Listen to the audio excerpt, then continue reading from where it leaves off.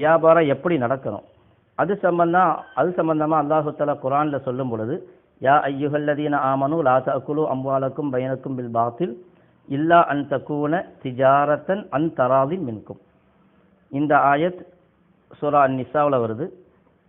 வல் முஹ்ஸனாத்தினுடைய ஆரம்பத்தில் சூரா அன்-நிசா, யா அய்யுஹல்லதீன ஆமனு லா தஅகுலு அம்வாலக்கும் பைனக்கும் பில் பாத்தில், உங்களில் சிலருடைய செல்வங்களை அநியாயமான முறையில் தவறான முறையில் சாப்பிடாதீர்கள். இல்லா அன் தகூன திஜாரத்தன் அன் தராதின் மின்கும், தராதி இருந்தாலே தவிர, தராதி அதாவது உங்களுக்கு இடையிலே முழு மனதிருப்தி இருந்தாலே தவிர, முழு மனதிருப்தியோடு அதை ஏற்றுக்கொள்றாங்க.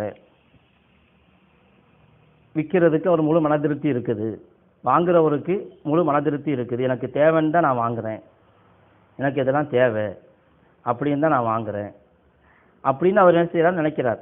அதே மாதிரி விற்கிறவர் இது எனக்கு தேவையில்லை, பணம் தேவை, அதனால் நான் விற்கிறேன் அப்படின்ட்டு வர்றார். இது தராதி, ரெண்டு பேருக்கு மத்தியில் முழு மனதிருப்தி. அப்போ மனதிருப்தியில் உடன் ஆன ஒரு வியாபாரம் நடக்கணும். அதன் மூலமாகத்தான் உங்களுக்கு செல்வம் ஹலாலாகும். இதைத்தான் ஏற்கனவே ஒரு ஹதீஸில் சொன்னால், லா யஹில்லு மாலு முரியின் இல்லா பிஸீபி நஃப்ஸி மின்ஹு, ஒருவருடைய முழு மனதிருப்தியின்றியே தவிர ஒரு மனிதருடைய செல்வம் ஹலால் ஆகாது. இப்போ இந்த தராதி அப்படிங்கிறது பையில ரொம்ப முக்கியம். இரண்டு பேரும் முழு மனதிருப்தியோடு விற்கணும், வாங்கணும். இப்போ ஒருத்தர் மனதிருப்தியோடு தான் விற்கிறாரு அப்படின்னு நமக்கு எப்படி தெரியும்? நம்ம போய் யார்கிட்டையும் போய் கேட்க முடியாது, உங்களுக்கு மனதிருப்தி ஒவ்வொரு தடவையும் கேட்டுக்கொண்டு இருக்க முடியாது.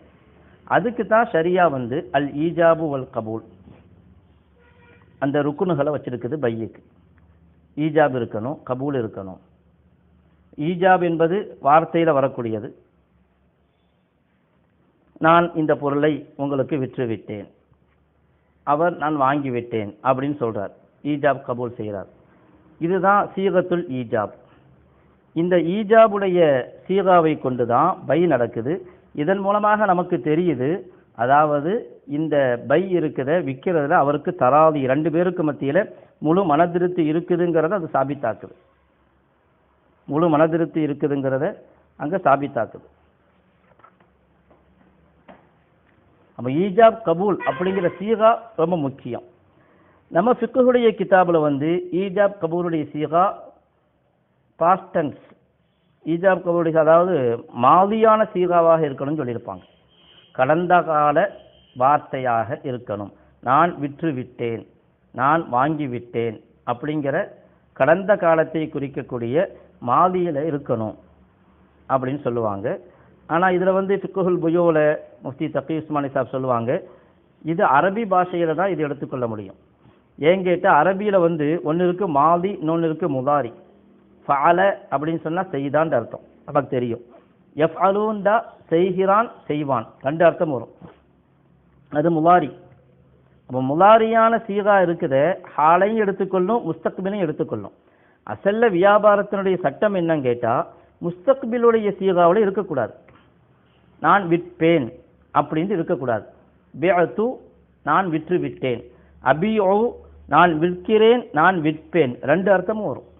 முஸ்தக்பிலுடைய சீகாவில் வரும்போது நான் விற்பேன் அப்படின்னு சொன்னால் அது வியாபார ஒப்பந்தம் நடந்ததாக கருத முடியாது. ஏன் கேட்டால் இது ஒரு வாதம்.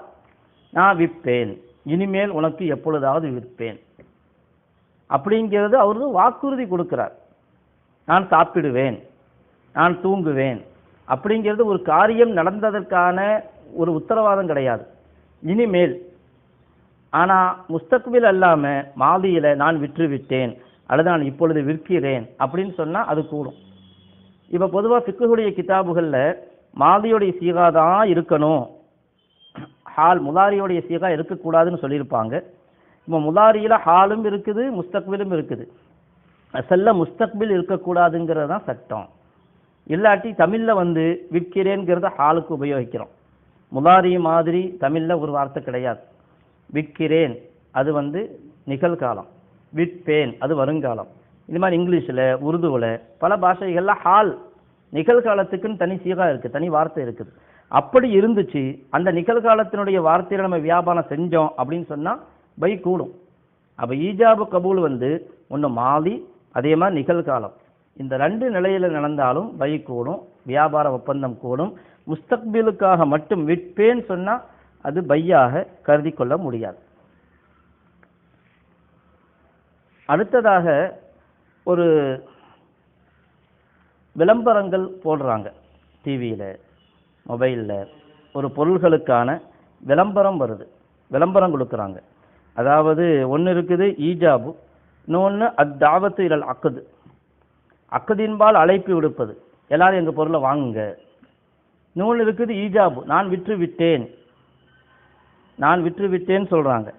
இன்னொன்று இருக்குது வாங்க எங்கள் கம்பெனிக்கு வாங்க, வந்து வாங்குங்க, விளம்பரம் போடுறாங்க டிவியில் மொபைலில் ஆப்பில் அதில் பல இதில் போடுறாங்க, அவங்களுடைய விளம்பரங்கள் வருது. இந்த விளம்பரங்கள் இருக்கிற அது ஈஜாபாக ஆகாது. சில சமயங்களில் என்ன நடக்கும் அப்படின்னு கேட்டால், அவங்களே தெளிவாகவே என்ன செஞ்சுருப்பாங்க, இன்றைக்கி ஷேர் மார்க்கெட்லாம் ஒரு ஷேருடைய விலை இதுதான் அப்படின்னு விற்கிறவர் தன்னுடைய கருத்தை தெரிவிச்சிருப்பார், நான் விற்க போகிறேன் அப்படின்ட்டு. அந்த வாசகத்தை பார்த்த உடனே என்ன செஞ்சுக்கலாம், இது விற்பனை ஒப்பந்தத்திற்கான வாசகம், அது விளம்பரம் கிடையாது. ஏண்டா அதுக்குண்டே ஷேர் மார்க்கெட்டுங்கிறது விற்பனைக்கான இடம், அது விளம்பரத்திற்கான இடம் கிடையாது. விற்பனைக்கான இடத்துல இது மாதிரி ஆன்லைன் விற்பனையில் நிறைய விஷயங்கள் இப்படி நடக்கும். நீங்கள் ஒரு பொருளை கொடுத்துருப்பாங்க, அதுக்குரிய விலையும் கொடுத்துருப்பாங்க, நீங்கள் வாங்குறீங்களாம் கேட்பாங்க. அப்போ வாங்குறோன்னு நம்ம கன்ஃபார்ம் பண்ணிட்டா அது வியாபாரம் நடந்துடும். இப்போ அவன் நம்மள்கிட்ட சொல்ல முடியாது, ஆஹா நான் உங்கள்கிட்ட விற்கல அப்படின்னு சொல்ல முடியாது. ஏண்டா அவங்க எப்போ விற்பனைக்கான ஈஜாபை அவங்க ஆப்பில் போட்டுட்டாங்களோ, இப்போ அமேசான்லாம் வருது, ஆப்பில் போடுறாங்க, நம்ம அதை கிளிக் பண்ணி வாங்குகிறோம், இது அவங்க போட்டு வச்சிருக்கிறதே ஒரு ஈஜாபு தான். இதுக்கு ஃபிக்ஹுடைய கிதாபுகளில் தெளிவாக பார்க்கணும்னு சொன்னால், இமாம் மாலிக் ரஹ்மத்துல்லாஹுடைய மாலிகி மதுஹபுடைய கிதாபுகளில் ஒரு ஜுஸியாவை கொண்டு வருவாங்க. அந்த அவங்க கொண்டு வர ஜுஸியா எப்படி இருக்கும், ஒருவர் ஒரு பொருளை எடுத்து வைக்கிறாரு, மன் அத்தானி பி அஷ்ரத்தின் ஃபஹிய லஹு அப்படிங்கிறார்.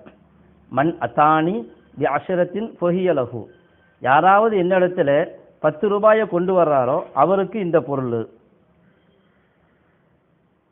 மன் அத்தானி பி அஷ்ரத்தின் ஃபஹிய லஹு, யாராவது என்னிடத்துல 10 ரூபாயை கொண்டு வந்தால் அவருக்கு இந்த பொருள் என்று அறிவிப்பு போட்டிருக்கார் என்றால் இதுவும் ஈஜாபாக எடுத்துக்கொள்ளப்படுங்கிறது மாலிகி மதுஹபில் சொல்லப்பட்டிருக்குது. அப்போ யாராவது 10 ரூபாயை கொண்டு வந்துட்டாருன்னு சொன்னால் கண்டிப்பாக அந்த பொருளை கொடுத்து தான் ஆகணும். இல்லை நான் சும்மா தான் சொன்னேன் அப்படின்னு சொல்ல முடியாது. ஏன்னா ஈஜாப், அது ஈஜாப் ஒருத்தர் கொண்டு வந்துட்டாருன்னு சொன்னால் கபூல் வரும்பொழுது கண்டிப்பாக என்ன செஞ்சிடும், வியாபாரம் நடந்துடும். இதைத்தான் மற்ற மதுஹப் ரீதியாகவும் இன்னைக்கு அமுல்படுத்தி கொள்ளலாம். ஏன்னா இது ஃபுக்கஹாக்கள் இதுக்கு எந்த தடையும் விதிக்கல. அதனால் இது மாதிரி ஆன்லைனில் வரக்கூடிய ஈஜாப் அதுவும் ஈஜாபாக எடுத்துக்கொள்ளப்படும்.